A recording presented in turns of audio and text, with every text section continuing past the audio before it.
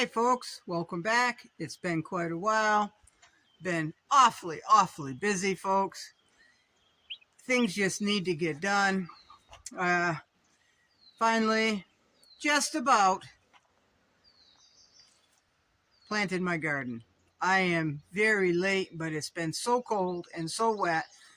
We had an incredible rainy spell, and it's been cold, and last night was the first night I haven't had a fire going in my wood stove. Yes, it's been that cold, folks. About 3 weeks ago, we had 2 days that got up to like 88, 95, and then we went right back to winter again, folks. Well, it felt like it. So where others have been dry and hot forest fires, we've just been wet and soggy and cold. I will take a temperature before I will forest fires, right? Maine is heavily wooded, and boy, it really wouldn't take much to set the state of Maine right on fire, and that's something that none of us want, right? So I'll accept the rain. It just is what it is. We can't do anything about it anyway, right? So if you hear chirping, that's because I have a baby Muscovy duck down between the girls, the boobies.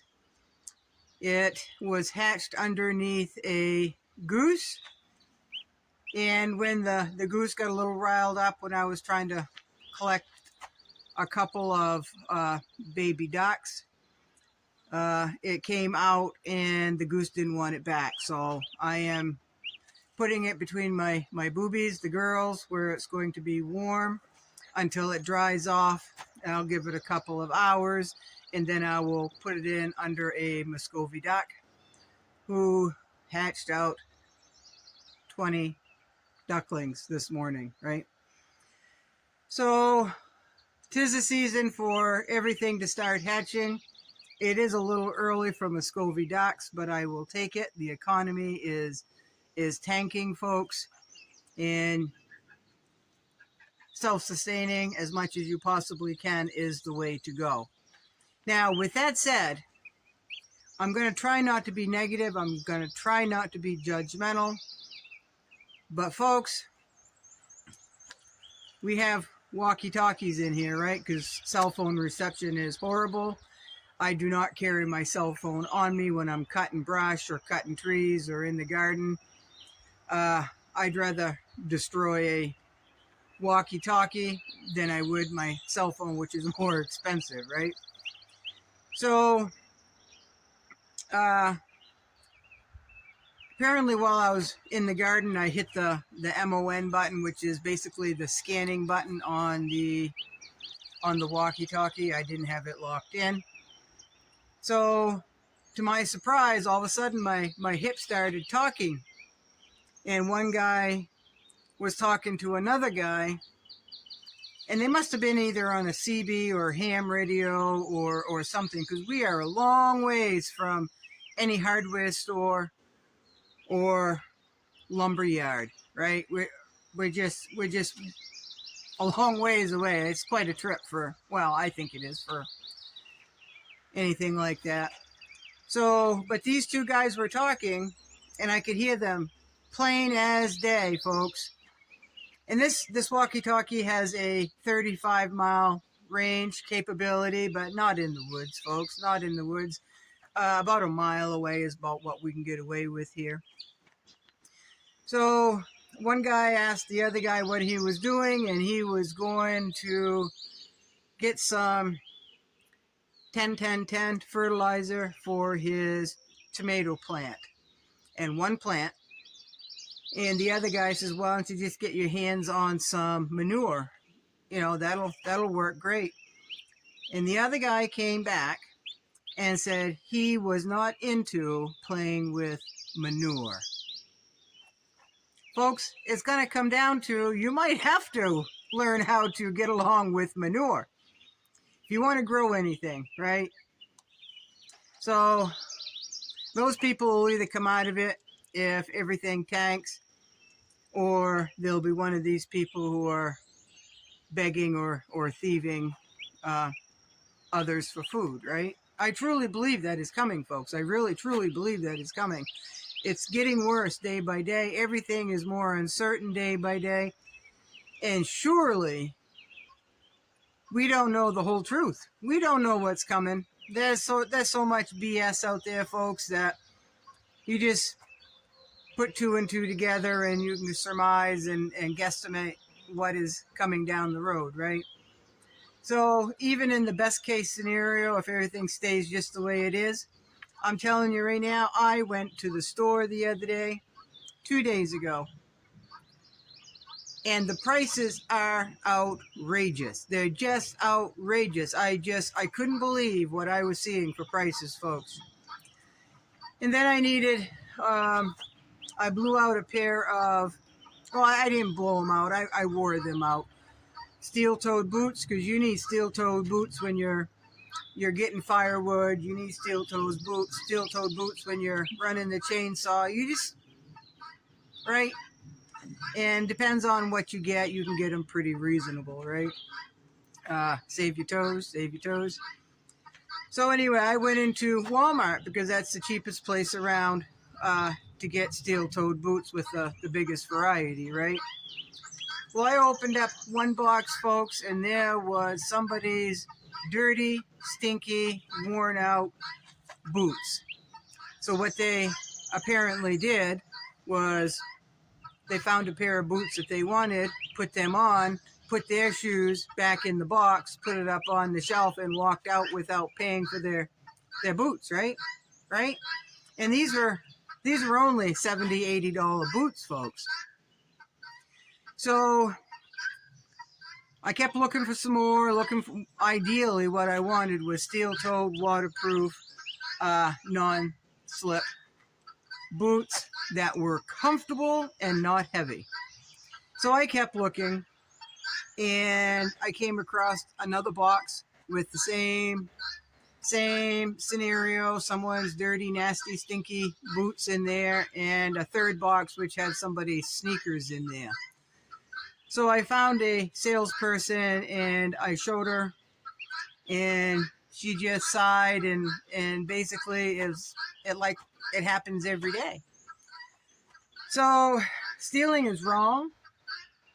Just in case people don't know that, stealing is wrong. That is stealing, folks.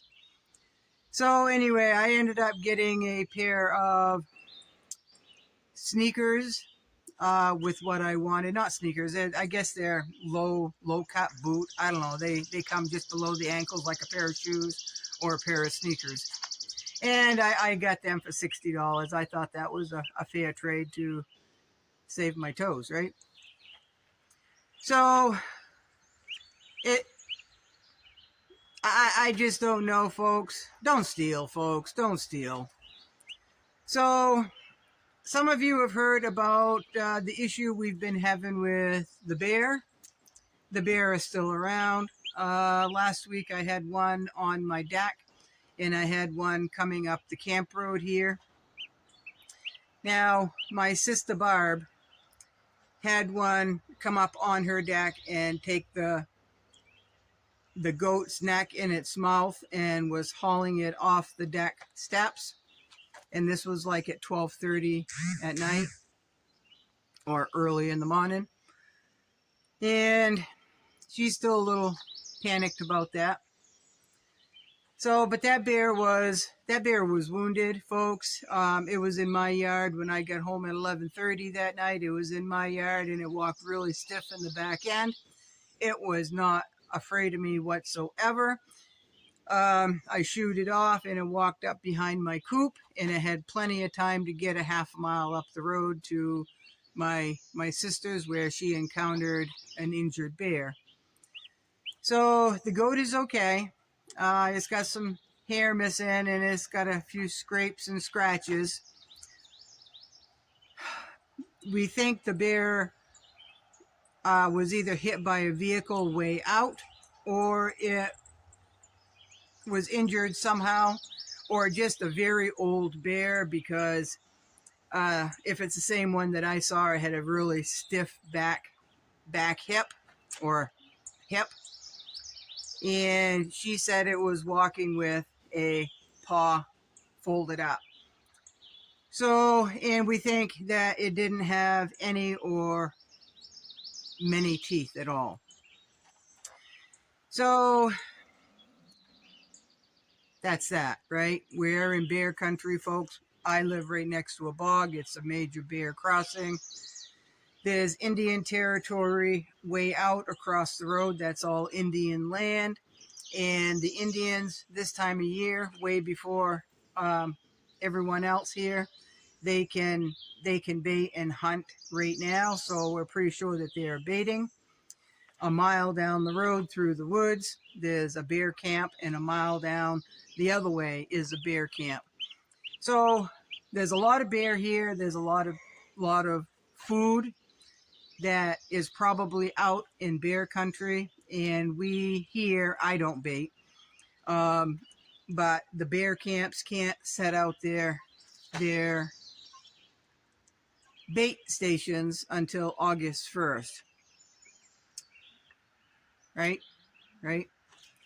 So hopefully when August 1st comes around, there'll be enough bear in a triangle here where they won't be coming here or up to my sister Barb's, right?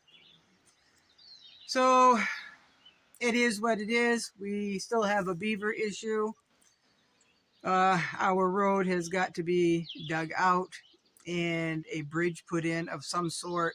It's very narrow. It used to be 11 feet wide at the culvert, and now it's barely 9 feet. So any heavy trucks, we don't encourage to come over that culvert whatsoever, because it's sloping off, and the more traffic and the heavier the traffic, it's eating away and getting narrower and narrower. So we did that, right? So my stepdad put up a sign that says, pass at your own risk. That way we are not responsible for any poor decisions that they make if they decide to come in here. So it is very busy, very busy. I know I haven't put out any content in a very long time, folks. I promise you I'm still alive. I promise you that I'm eating, I'm resting, I'm staying hydrated, I'm staying warm. If it ever dries up,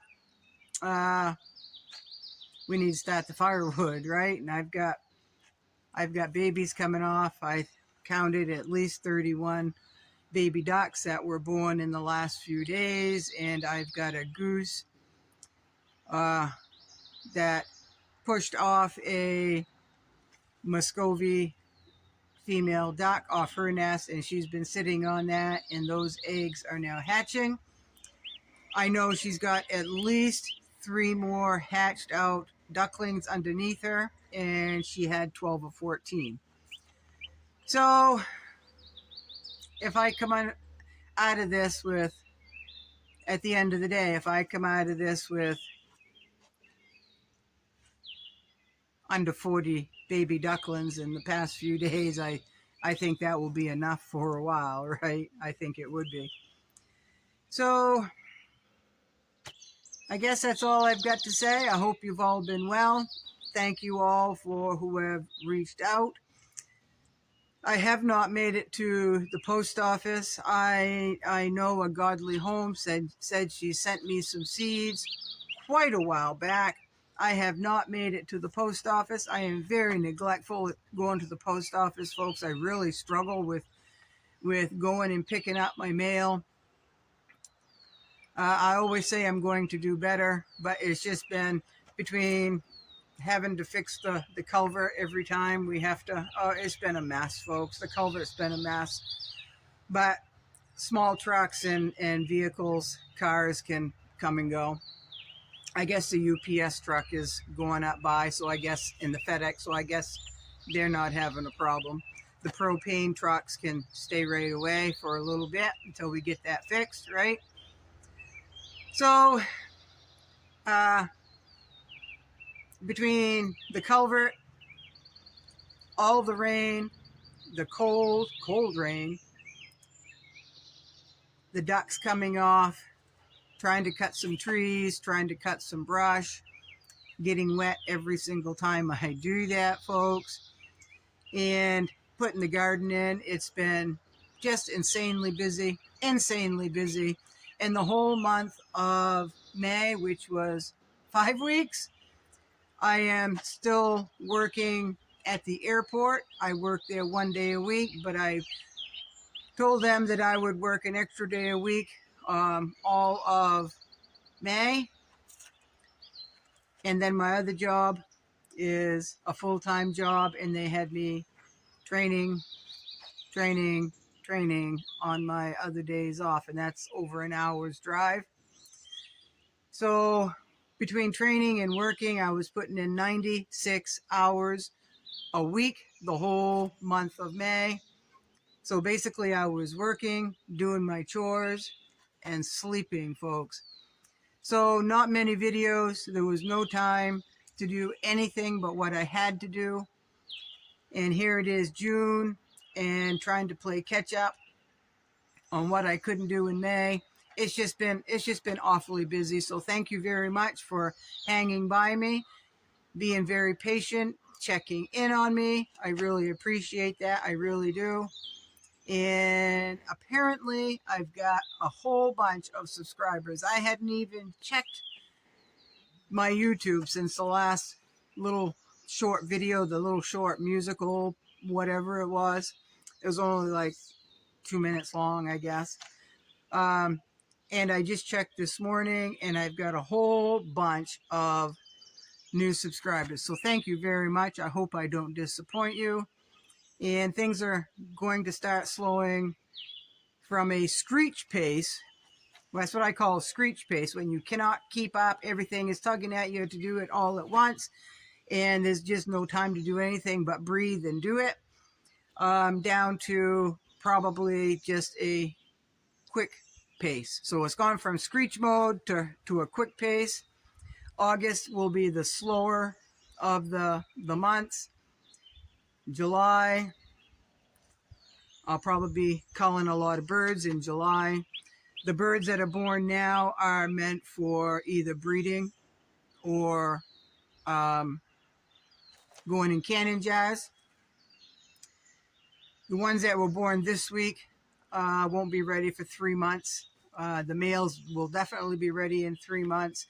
Their breast meat will be over 1 foot long. It'll be 3 to 4 inches wide and 2.5 to 3 inches thick. And it's all red meat. It's like 98-99% lean. And you cut them right into steaks, and it tastes a lot like sirloin steak, folks. It makes really good jerky. So anybody that homesteads that say they are bored, they haven't looked around enough. There's always something to do. Every day there's a new priority. Priorities always come first, and that's just the way it is. Not everybody is meant to homestead, but I can tell you, you don't have to homestead in order to be as self-sustaining as you possibly can. Growing whatever you can, wherever you can, however you can will definitely help, right? So there it is, folks. Welcome back. Thank you for watching. Y'all be good. This is very long. It's over 19 minutes. So I'll catch you next time, folks. Thank you.